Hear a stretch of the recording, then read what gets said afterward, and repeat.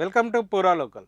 CM Revanth Reddy మాజీ మంత్రి సబితారెడ్డి మధ్య పొలిటికల్ వార్ ముదిరింది. అసలు వారిద్దరి మధ్య వైరానికి కారణం ఏంటి? సీఎం రేవంత్కు ఏ విషయంలో కోపం వచ్చింది? హైడ్రా మూసీపై దూకుడుగా వెళ్ళడమే రీజనా? మరేదైనా కారణం ఉందా? Watch the story.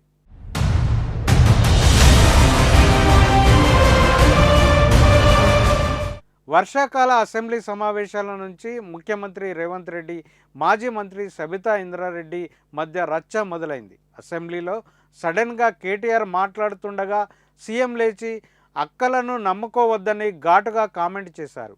దీనిపై సబితా ఇంద్రారెడ్డి అంతే ఘాటుగా రిప్లై ఇచ్చారు. ఆడబిడ్డగా రేవంత్ బాగు కోరుకుంటున్నానని, ఎక్కడ మోసం చేశానో చెప్పాలని సబితా ఇంద్రారెడ్డి అదే స్థాయిలో గట్టిగా ప్రశ్నించారు. అప్పటి నుంచి వారిద్దరి మధ్య ఘర్షణ వాతావరణం నెలకొంది.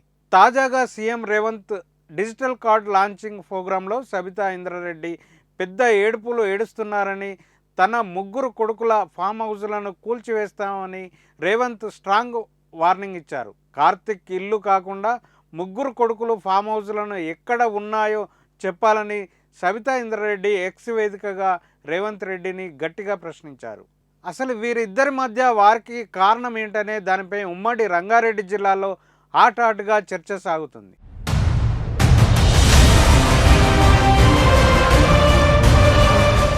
కాంగ్రెస్లోకి రాకముందు నుంచి సబితా ఇంద్రారెడ్డి కుటుంబంతో కలిసిమెలిసి తిరిగిన రేవంత్ ఒక్కసారిగా ఎందుకు రివర్స్ అయ్యారు? సబితారెడ్డి తనయుడు కార్తిక్తో ఏదైనా వ్యవహారం బెడిసి కొట్టిందా? కాంగ్రెస్ పార్టీలోకి వస్తానని చెప్పి రాలేదని కోపం పెంచుకున్నారా? కాంగ్రెస్లో చేరాలనుకున్న వారిని ఆపినందుకు సబితా ఇంద్రారెడ్డిని టార్గెట్ చేశారా? రకరకాల ఊహాగానాలతో రంగారెడ్డి రాజకీయాల్లో చర్చ సాగుతుంది. రేవంత్ రెడ్డి మహేశ్వరం అసెంబ్లీ నియోజకవర్గంపై ఫోకస్ పెట్టారు. ఫోర్త్ సిటీ మేజర్ పార్టీ ఇదే నియోజకవర్గంలోకి వస్తుంది.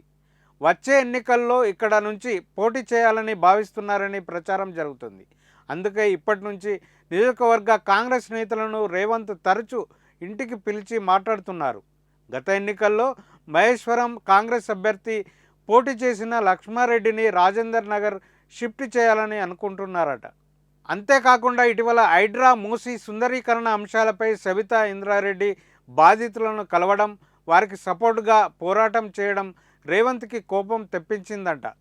అందుకే రేవంత్ సబితా ఇంద్రారెడ్డిపై హైడ్రా పేరుతో అటాక్ చేస్తున్నట్లు ప్రచారం జరుగుతుంది.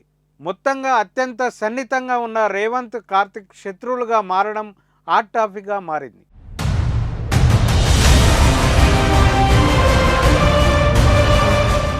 రాజకీయాల్లో శాశ్వత మిత్రులు, శాశ్వత శత్రువులు ఎవరు ఉండరని అంటారు.